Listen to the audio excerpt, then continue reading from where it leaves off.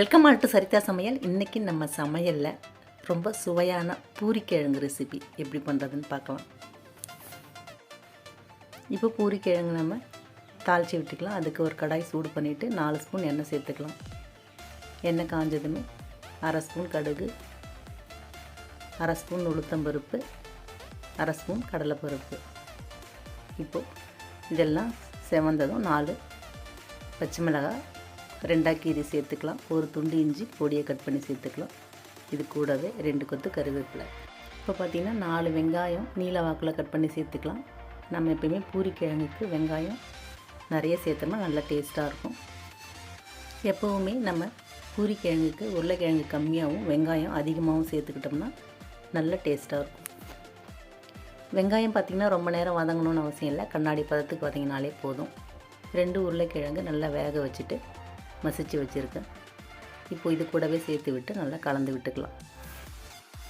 இது ஒரு வாட்டி நல்லா கலந்து விட்டுட்டு இது கூடவே 1/4 ஸ்பூன் மஞ்சள் தூள், 1/4 ஸ்பூன் சோம்புத்தூள், காரத்துக்கு பச்சை மிளகாய் மட்டும்தான் சேர்த்துருக்கோம். எப்பயுமே பூரிக்கிழங்குக்கு பச்சை மிளகாய் மட்டும் சேர்த்தா தான் நல்லாயிருக்கும். இப்போது இதுக்கு தேவையான உப்பு சேர்த்து இதை ஒரு வாட்டி நல்லா கலந்து விட்டுக்கலாம்.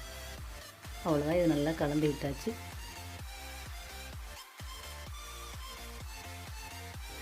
இப்போது தண்ணி சேர்த்துக்கலாம். நமக்கு எந்த அளவுக்கு பூரிக்கிழங்கு திக்னஸ் தேவையோ அந்த அளவுக்கு சேர்த்துக்கலாம். சேர்த்துட்டு இதை நல்லா கலந்து விட்டுக்கலாம். இதை நல்லா கலந்து விட்டுட்டு மூடி போட்டு 5 நிமிஷம் வேகட்டும். இப்போது மூடி வச்சு வேக வச்சுக்கலாம்.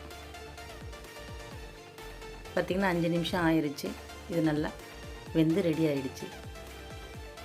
இப்போ பார்த்திங்கன்னா 2 ஸ்பூன் கடலை மாவு எடுத்திருக்கேன்.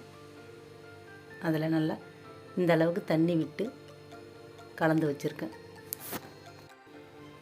இப்போ இதை பூரிக்கிழங்கோடு சேர்த்து விட்டு 2 நிமிஷம் கொதிக்க விட்டுடலாம். இது ஒரு வாட்டி நல்லா கலந்து விட்டு நல்லா 2 நிமிஷம் கொதிக்கட்டும். நம்ம கடலை மாவு சேர்த்தோம்னா பூரிக்கிழங்கு நல்லா டேஸ்ட்டாகவும் இருக்கும். அதே சமயத்தில் நமக்கு நல்லா திக்னஸும் கிடைக்கும். இப்போ பார்த்திங்கன்னா 2 நிமிஷம் கொதித்து சூப்பராக நமக்கு ரெடி ஆகிடுச்சு. இப்போ கடைசியாக ஒரு கைப்பிடி அளவு கொத்தமல்லி இலையை பொடியை கட் பண்ணி தூவி விட்டு அடுப்பை ஆஃப் பண்ணிக்கலாம். அவ்வளோதாங்க, ரொம்ப ரொம்ப சுவையான பூரிக்கிழங்கு சூப்பராக தயாராகிடுச்சு. நல்லா சூடான பூரி கூட இந்த கிழங்கை வச்சு சாப்பிட்டிங்கன்னா அவ்வளோ அருமையாக சூப்பராக டேஸ்ட்டாக இருக்கும். நீங்களும் ட்ரை பண்ணி பாருங்கள். தேங்க்யூ.